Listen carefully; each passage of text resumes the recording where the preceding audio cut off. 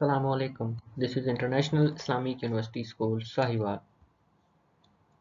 It's grade pre-9th. This is your physics lessons. Topic is dynamics and types of forces. But there are some instructions to be followed. Keep your book, notebook and stationery with you. Prepare classwork page with today's date, day and add margin line. Don't forget to write index. Listen to the teacher attentively and follow as he or she directs you. Listen to the lesson in pauses and follow accordingly. For better understanding, listen the lesson again and again. And if you find any difficulty, you can ask the question through WhatsApp after attending the whole lesson. Now let's start our topic, which is dynamics, understanding force. What makes things move, stop, and change direction? Let's explore the force that shape our physical world. Yes, students, चीज़ें जब अपनी जगह से move करती हैं या कोई चीज़ move करते हुए स्टॉप होती है या चेंज ऑफ डायरेक्शन होती है किसी चीज़ की, तो वो किस चीज़ की वजह से होती है? फोर्स की वजह से। फोर्स ही है जो चीज़ों की शेप, चीज़ों की डायरेक्शन भी चेंज करती है, चीज़ों को, ऑब्जेक्ट्स को मूवमेंट भी दिलाती है और मूविंग ऑब्जेक्ट्स को स्टॉप भी करवाती है। What is dynamics? Let's start with definition. What is dynamics? Dynamics is the branch of physics that studies the force acting on object and how those forces affect motion. Dynamic physics की वो branch है जिसमें हम पढ़ते हैं कि force जो है वो ऑब्जेक्ट पर किस तरह से एक्ट करती है, मतलब फोर्स का किसी भी ऑब्जेक्ट पर क्या एक्शन होता है या फिर मूविंग चीज़ों पर, जो चीज़ मोशन में हो उस पर फोर्स का क्या असर होता है। It answer the question why do things move the way they do. Question है कि चीज़ें वैसे क्यों मूव करती हैं जैसे उन्हें मूव करना चाहिए। एग्जाम्पल है when a car accelerate the engine applies a force, dynamics explain how that force changes the car speed and direction. Example है बच्चों कि जब कार को एक्सेलरेट किया जाता है, कार का एक्सेलरेटर प्रेस किया जाता है तो इंजन में फोर्स प्रोड्यूस होती है। मीन कि ये एक्सेलरेटर इंजन में फोर्स प्रोड्यूस करता है जिसकी वजह से कार आगे की जानिब मूव करती है। यही फोर्स जो है वो कार को स्पीड भी देती है और उसकी डायरेक्शन भी चेंज करवाती है। Now what is force? A force is push और पुल. A force is push or pull that can change an object's speed and direction or shape. Force का मतलब होता है किसी चीज़ को पुश करना या किसी चीज़ को पुल करना जिसकी वजह से किसी ऑब्जेक्ट की स्पीड, डायरेक्शन या शेप चेंज हो जाए।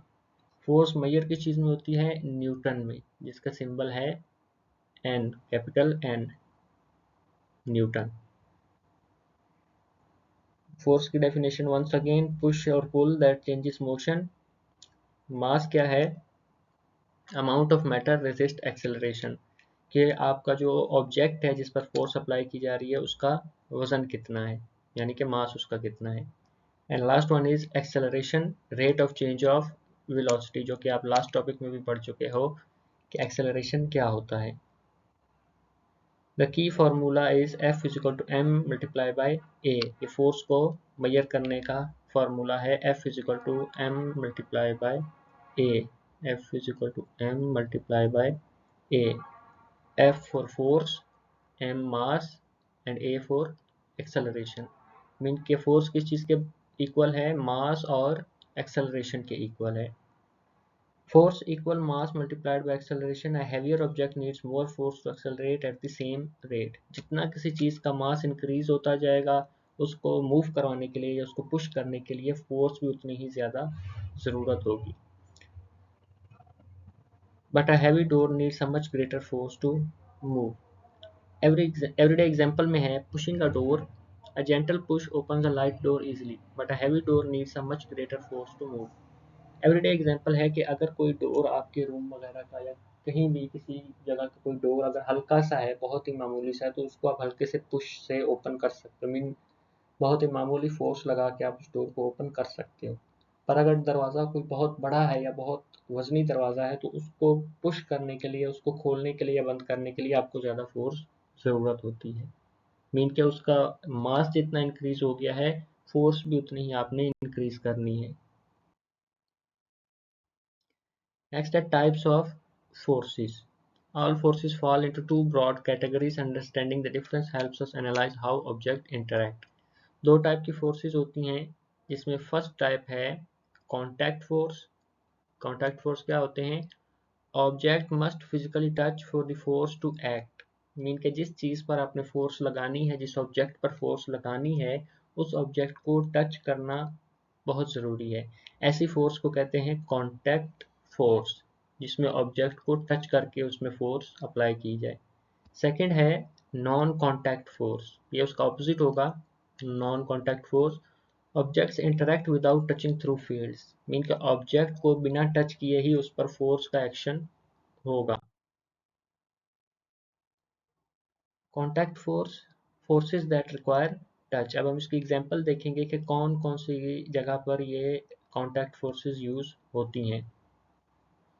Contact forces occurs when two objects are physically in contact with each other. जब दो ऑब्जेक्ट एक दूसरे के साथ टच होंगे तब ये कॉन्टैक्ट फोर्स जनरेट होती है। एग्जाम्पल में है tension, the pulling force transmitted through a rope, string और cable when it stretch tight. जब आप किसी रस्सी वगैरह को किसी एक साइड से बांध के दूसरी साइड से खींचते हो, तो आप फोर्स आप लगा रहे हो पर आप उसको टच करके खींच भी रहे हो, तो ये है कॉन्टैक्ट फोर्स। सेकंड नंबर पे आता है normal force. First is tension force, second is normal force. The support force exerted by a surface perpendicular to an object resting on it. एक ऑब्जेक्ट को जब आप जमीन पर रखते हो या किसी टेबल वगैरह पर या कहीं पर भी रखते हो, तो सरफेस जो है उस पर फोर्स अप्लाई कर रही होती है, उसको कहते हैं normal force. Last one is friction, a force that opposes motion between two surfaces in contact acting in the opposite direction. Friction का मतलब होता है कि जब कोई मूविंग ऑब्जेक्ट मूव कर रहा हो, तो जिस जगह पर वो मूव कर रहा होता है उस जगह का और मूविंग ऑब्जेक्ट के दरमियान एक फोर्स प्रोवाइड करके उसकी मूवमेंट को रोक देता है या फिर कम कर देता है, इसको कहते हैं फ्रिक्शन। यानी कि मूवमेंट के ऑपोजिट डायरेक्शन में ये काम करता है। Next is non contact forces, forces that act at a distance. Mean जिस ऐसी चीज़ें जिसमें फोर्स अप्लाई करने के लिए ऑब्जेक्ट को टच करना ज़रूरी नहीं होता। एग्जाम्पल इसमें क्या क्या है? Non contact forces act without physical touch, operating through invisible field. ये कैसे काम करती हैं? ये इनविजिबल फील्ड के थ्रू, यानी कि जैसे मैग्नेट है, मैग्नेटिक फील्ड के थ्रू काम करता है। इस तरह की फोर्सेस जो हैं नॉन कॉन्टैक्ट फोर्सेस, इसी तरह किसी न किसी इनविजिबल फील्ड के थ्रू काम करती हैं। इसमें फर्स्ट एग्जांपल आपके पास है ग्रेविटी, जिससे आप सब बखूबी वाकिफ हो। ग्रेविटी, आपको पता है ज़मीन की ग्रेविटी बच्चों हर चीज़ को अपनी तरफ अट्रैक्ट करती है। अब ये एक फोर्स है, ज़मीन की ग्रेविटी क्या है? एक फोर्स है जो कि हर चीज़ को अपनी तरफ अट्रैक्ट करती है पर विदाउट टच किए। जैसे आप कोई चीज़ ऊपर की जानिब फेंकते हो तो ज़मीन अपनी ग्रेविटी की फोर्स की वजह से उसको वापस अपनी तरफ खींच लेती है विदाउट उस ऑब्जेक्ट को टच किए हुए। ये नॉन कॉन्टैक्ट फोर्स है। सेकंड नंबर पे एग्जांपल है मैग्नेटिज्म। मीन के मैग्नेट के आसपास अगर आप कोई आयरन का ऑब्जेक्ट रख दो तो मैग्नेट उससे ना भी टच हो तो उसको अपनी तरफ अट्रैक्ट कर लेता है विदाउट टच किए। मैग्नेट भी क्या है? नॉन कॉन्टैक्ट फोर्सेज में शामिल है। लास्ट पे है electrostatic force, force between charge objects. जब दो चार्ज ऑब्जेक्ट्स होंगे, जैसे पॉजिटिव चार्ज या नेगेटिव चार्ज जो होता है, उनमें जो अट्रैक्शन होती है वो भी विदाउट टच हो जाती है और वो दोनों एक दूसरे की तरफ अट्रैक्ट होते हैं, ये भी non contact force. Forces in real life, bicycle brakes, friction की वजह से जब बाइसाइकिल आप चला रहे होते हो और अचानक आप उसका ब्रेक प्रेस करते हो तो टायर और सरफेस के दरमियान फ्रिक्शन फोर्स प्रोड्यूस होती है, जो कि आपके साइकिल को या आपके बाइसाइकिल या मोटर बाइक जो है उसके ज़मीन और टायर के दरमियान कॉन्टैक्ट फोर्स का काम करते हुए उसको रोक देती है। Moon in orbit, earth gravitational force non contact pulls the moon inward keeping in a stable orbit rather than flying of into space. चांद जो अपने ऑर्बिट में अपने ही ऑर्बिट में रोटेट कर रहा है, वो किस वजह से कर रहा है? नॉन कॉन्टैक्ट फोर्स की वजह से। कौन सी नॉन कॉन्टैक्ट फोर्स है? ग्रेविटेशनल फोर्स, अर्थ की ग्रेविटेशनल फोर्स जो है वो मून को अपने ही ऑर्बिट में बाउंड करके रखती है और वो मून सिर्फ अपने ऑर्बिट में ही मूव करता है। Next and last is compass needle. Earth magnetic field exerted a non-contact force on the magnetized needle, aligning it with the magnetic north. जो कंपास होता है जिसमें उसकी नीडल जो है नॉर्थ की तरफ हमें इंडिकेट करती है, वो किस चीज़ की वजह से काम कर रही होती है? अर्थ की मैग्नेटिक फील्ड की वजह से काम कर रही होती है। अर्थ की मैग्नेटिक फील्ड उस नीडल के मैग्नेटिज्म से नॉन कॉन्टैक्ट फोर्स के थ्रू अटैच होके हमें डायरेक्शन बता रही होती है। ओके, लास्ट पे आपका होमवर्क और आपकी डायरी है। डायरी आपकी है list 5 contact forces you encounter in daily life.